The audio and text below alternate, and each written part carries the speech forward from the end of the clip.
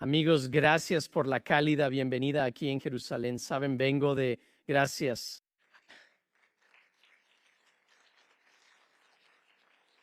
Vengo aquí desde el Consejo de Derechos Humanos de las Naciones Unidas en Ginebra y cuando entro en la sala recibo un recibimiento completamente diferente. Así que me alegra hacer el ajuste. Saben, amigos, se suponía que hoy estaría aquí en el escenario con el embajador Danny Danon, el representante permanente de Israel ante las Naciones Unidas, pero no pudo asistir porque tuvo que participar en una reunión importante en las Naciones Unidas. Puede que hayan visto el video del enfrentamiento. Era una reunión sobre la violencia sexual en conflictos y el embajador Danon estaba denunciando el último informe vergonzoso del secretario general de la ONU, donde puso a Israel en la misma lista negra que la organización terrorista Hamas, acusando falsamente a Israel de violencia sexual sistemática a través de las fuerzas de defensa de Israel. Y cuando comenzó a hablar, fue interrumpido repentinamente por una de las representantes del secretario general de la ONU, una mujer llamada Vanessa Fraser, quien solía ser la embajadora de Malta y ahora es la representante especial para los niños en conflictos armados. Y ella lo interrumpió y tuvieron este enfrentamiento y esto se volvió viral en Internet. Y uno de los debates era quién tenía la razón cuando fue interrumpido. Y había un sitio web llamado Procedimiento del Consejo de Seguridad. Y dijeron que esta señora tenía el derecho de interrumpir al embajador. Y por supuesto, eso era falso. Un miembro del personal de la ONU no tiene derecho a interrumpir a un Estado miembro. Y respondí en Twitter a esta cuenta, Procedimiento del Consejo de Seguridad, que se supone que son los expertos. Y dije, puedo decirles por experiencia personal, me han condenado personalmente, ya saben, muchas veces, cientos de veces, y no tengo el derecho de intervenir. Solo un Estado miembro puede interrumpir por una cuestión de orden, y luego esta cuenta de repente borró todos sus tweets sobre este tema. ¿Por qué menciono esto? Porque es indicativo de que el representante del secretario general Guterres está rompiendo un procedimiento claro para interrumpir al Estado de Israel, algo que nunca harían con ningún otro Estado. Nunca interrumpirían a China, Qatar, Rusia, Pakistán, Venezuela, no lo hacen. Y sin embargo, cuando se trata de Israel, interrumpen. Y ya saben, Guterres es el que tristemente, apenas 2 semanas después del 7 de octubre, se presentó ante las Naciones Unidas y dijo, sí, condeno los ataques del 7 de octubre, pero él dijo que también es importante señalar que los ataques de Hamas no ocurrieron en el vacío, no ocurrieron en el vacío. Y al decir eso, continuó enumerando numerosas supuestas quejas palestinas contra Israel. Efectivamente, Antonio Guterres estaba justificando los ataques del 7 de octubre, y sabes, no todo lo que dijo Guterres estaba mal. Cuando dijo que los ataques no ocurrieron en un vacío, damas y caballeros, nada de lo que cualquiera de nosotros hizo hoy ocurrió en un vacío. Todo está influenciado por nuestro entorno, por nuestra cultura, por quienes nos rodean. Pero si el señor Guterres tuviera un poco de autocrítica, podría haberse preguntado quién fue el educador de los terroristas de Hamas que invadieron Israel el 7 de octubre y cometieron atrocidades. ¿Quién les enseñó? Bueno, según el ex asesor legal de la UNRWA, Johan Sufi, el 90% de las personas en Gaza asistieron a escuelas de la UNRWA, escuelas de la UNRWA. No ocurrió en el vacío. Tienes razón, señor Guterres. Por supuesto, los ataques no ocurrieron en el vacío. Los responsables de las atrocidades fueron egresados de su sistema educativo, señor Guterres, egresados de sus escuelas. Y permítanme compartir con ustedes unas palabras sobre nuestras batallas contra el terrorismo y el antisemitismo en las Naciones Unidas. Y mencioné a la UNRWA. Saben, recientemente salió en las noticias que la UNRWA finalmente despidió a 70 empleados por vínculos con el terrorismo. Y dijeron, bueno, no estamos reconociendo nada. Pero déjenme decir unas palabras sobre la UNRWA y lo que hemos estado exponiendo durante la última década y en particular en los últimos años. Saben, la UNRWA ha sido financiada por todos los países occidentales. Todos los países de la Unión Europea, Canadá, Australia, estaban financiando a la UNRWA con miles y miles de millones de dólares. Y después de 7 décadas, no han reasentado a un solo palestino. Al contrario, citando las palabras del ministro de Asuntos Exteriores suizo, Ignacio Cassis, es una lógica perversa. Estamos perpetuando el conflicto.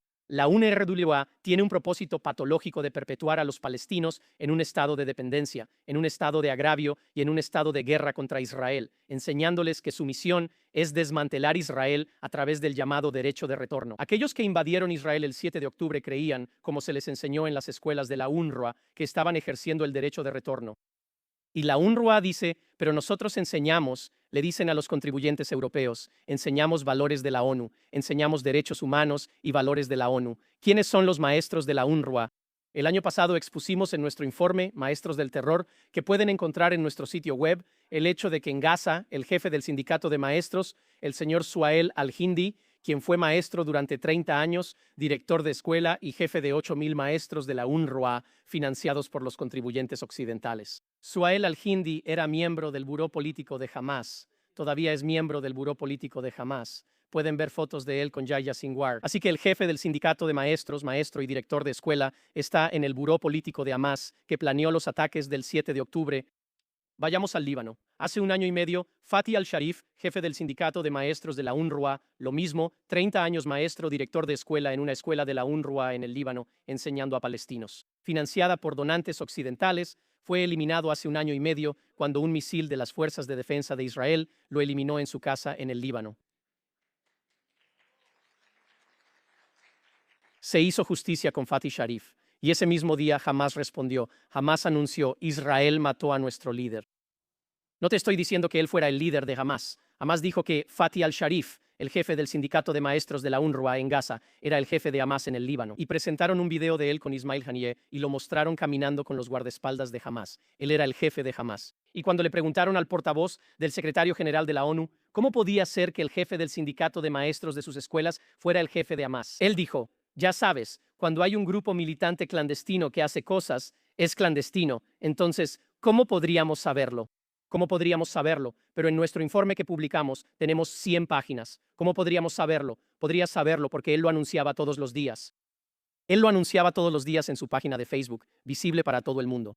Fatih al-Sharif anunciaba su apoyo a Hamás, fotos de él mismo con terroristas, fotos de él en funerales de Hamás, celebrando ataques terroristas, todos lo sabían. Y ya sabes, Lazzarini está a punto de retirarse como jefe de Hamás en una semana. Y vamos a exigir su acusación por complicidad en crímenes de guerra, terrorismo y crímenes de lesa humanidad.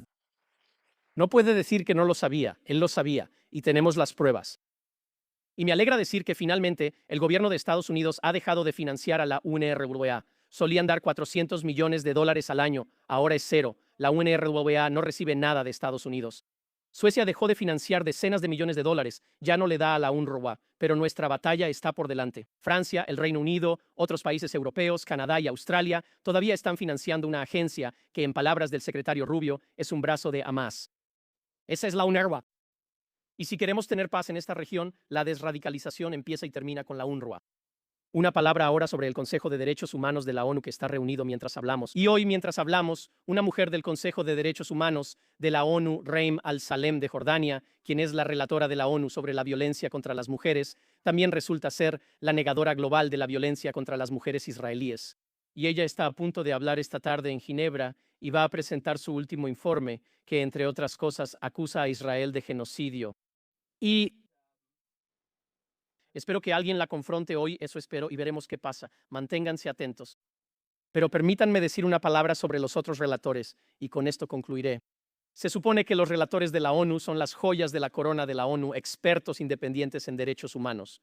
Y acabamos de publicar un informe hace 1 o 2 semanas llamado De perros guardianes a ideólogos, cómo los relatores de la ONU, los relatores politizados de la ONU, están socavando los derechos humanos. Y documentamos cómo aquellos a quienes se les confía la protección de los derechos humanos, que se supone que deben ser independientes, personas como Yorgos Katsugalos, quien es el experto de la ONU en un orden internacional democrático y equitativo, recibió el año pasado $100,000 del Partido Comunista Chino. Esto está en documentos de la ONU que descubrimos. $100,000 del Partido Comunista Chino a su oficina. En el mismo año en que asistió a un evento de propaganda en Grecia, promoviendo el libro de Xi Jinping, y elogió la visión de Xi Jinping mientras recibía $100,000 del Partido Comunista Chino. Nunca critica a China, ataca a Israel todos los días, acusando a Israel de genocidio. Otro relator de la ONU es Ben Saul, un profesor de Derecho en la Universidad de Sydney, muy destacado. Es el experto de la ONU en contraterrorismo y derechos humanos.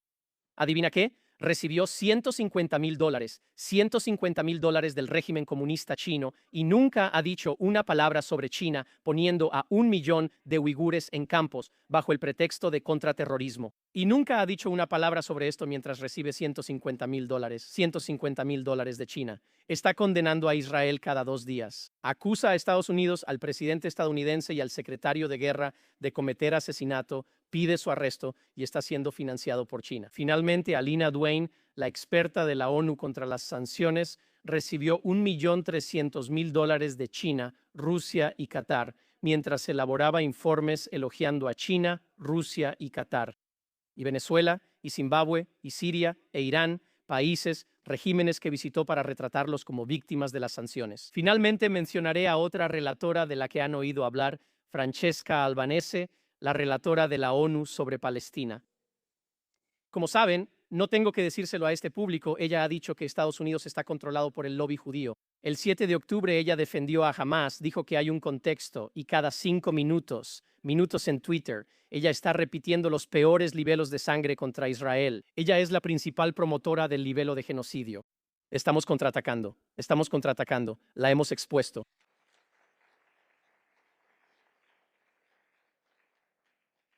Hemos expuesto sus comentarios llenos de odio. Ella es ahora es la primera relatora de la ONU en la historia que ha sido condenada por Francia, Alemania, Canadá, los Países Bajos, el Reino Unido, Argentina, Hungría, Estados Unidos y muchos otros países, Letonia, Estonia y muchos otros países.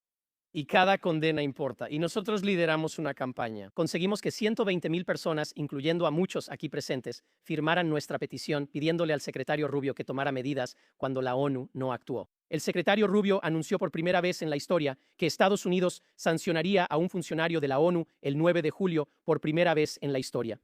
La relatora de la ONU, Francesca Albanese, fue sancionada por Estados Unidos. Ya no más conferencias como las que solía dar en Harvard, Princeton, Georgetown y Columbia. Tiene prohibida la entrada a Estados Unidos. No puede usar una tarjeta bancaria, no puede usar una tarjeta de débito, no puede recibir ningún pago. Y en sus palabras, las sanciones son devastadoras. Y como ella dice, horrible, horrible. Muy bien. Muy bien. Envió un mensaje de disuasión. Y después de que ella fue sancionada, fuimos por su esposo, que trabaja para el Banco Mundial, quien comparte su incitación. Fue degradado de su puesto en el Banco Mundial por incitación al odio. Y después de que ella fue sancionada, la jefa de la Comisión de Investigación contra Israel, Navi Pillay, renunció. Supimos. Escuchamos que tiene familia en Estados Unidos. Tenía miedo de que si la sancionaban no pudiera entrar a Estados Unidos. Renunció. Amigos, tenemos una batalla muy difícil por delante, ya sea con la UNRWA o con los relatores de la ONU. No vamos a rendirnos. Vamos a seguir luchando contra los que odian. La ONU fue fundada sobre verdaderos principios de derechos humanos. Vamos a defender esos verdaderos principios. Y quiero concluir recordando lo que el Rebbe de Lubavitch le dijo al primer ministro de Israel cuando era embajador ante la ONU en los años 80. Le dijo, estás entrando a las Naciones Unidas, estás entrando a una casa de tinieblas. Tu misión es encender una vela de la verdad. Eso es lo que vamos a hacer y no vamos a rendirnos. Muchas gracias.